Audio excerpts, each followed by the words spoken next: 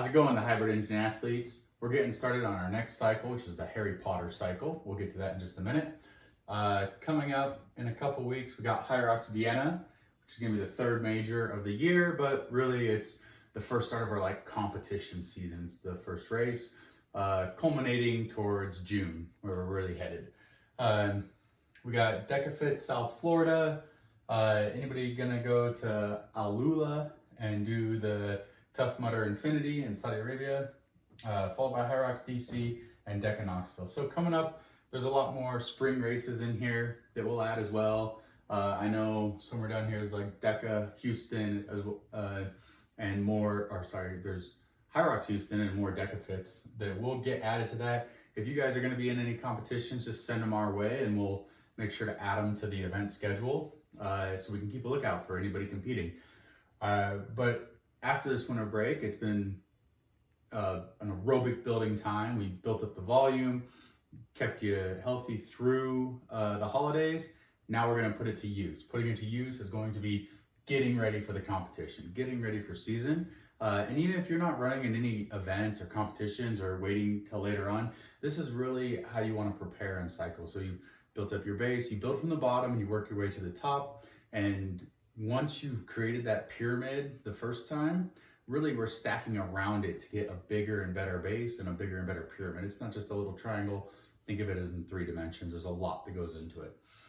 So for the next 10 weeks, that's January 29th to April 7th, we're in our competition season. This is part one, because the second part is more like your postseason or those later season races where maybe you've already done one, now you're trying to improve upon that, or you've qualified for Worlds in your age group or the Elite 15 or whatever it is, and now you want to move further into that and get ready for the biggest event of the year.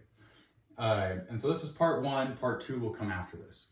How are we going to accomplish this? We're going to have quality days. You'll see more aerobic power intervals. So how long can you sustain power? We do a lot of bottom up work, and we also work on some things top down. So what that means is you work on volume and then reduce the time it takes you to do that same amount of volume, or you work on speed and you increase how long you're able to maintain that speed. So we work at it from both directions until we want to meet in the middle with the most power you can do. And those are our aerobic power intervals. Anything you do that's over about 45 seconds, 60 seconds is your aerobic system. And we want to create as much average power output during those durations as we can. And so that's how we're going to accomplish our goals. We're going to adjust with the training. We're trying to adjust our own body, but we're trying to adjust the training to our body to meet our natural biorhythm. Okay, because you're always going to have up and down days and you want to figure out the fluctuations in those. And we try to meet the training so that your loaded intensity days stay consistent when your hormones are able there to expect them. Okay, so that we're trying to match our natural biorhythms. It'll include progressive overloads and variable speeds as well in the workouts that you'll see. What are we going to be doing? So we're going to be doing a lot of the competition movements between Deca and Hyrox and some others that might come up, you'll see. But that's our GPP. We try to get you ready for any movement you might see in any hybrid fitness event. You'll see deconstructed movements. So instead of doing full wall balls, maybe you'll just see a lot of push presses because you want to strengthen the shoulders, or you'll see a lot of goblet squats or air squats or front squats. You kind of deconstruct the movement into its foundational patterns. And you'll see a lot of core work. We need to get our core ready. That's going to be your stabilizer. Everything should work core to extremity, strengthen the base, work outward. And you'll see deload cycles. Every fourth week will be a little bit lighter than the 3 preceding weeks. The schedule for that: monostructural Mondays, easy zone 2, Tuesdays, threshold and tempos. Wednesdays, you'll have double conditioning days. Mondays and Thursdays should probably be your active recovery or easy day. So make sure to be taking those, but if I'm still going to have programming there for those of you that train through it.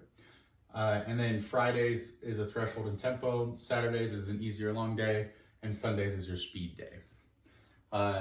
Strength, you'll see a lot of muscle endurance and maintenance style. It'll be squat, push, pull cycles, and you want to focus on your movement quality.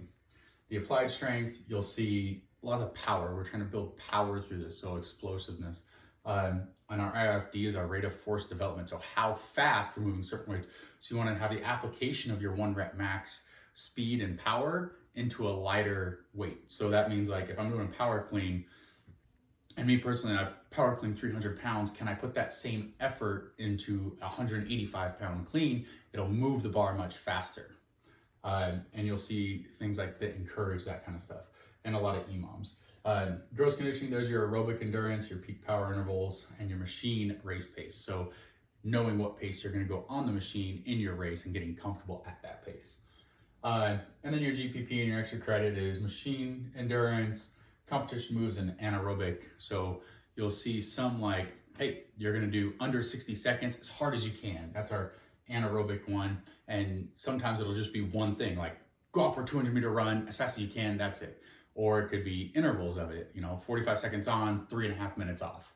And so you'll see those in the GPP and the extra credits. And the theme is going to be Harry Potter. Lots of Harry Potter characters and phrases. It's some of Lauren and mine, our favorite fantasy books. So you'll see a lot of Harry Potter stuff.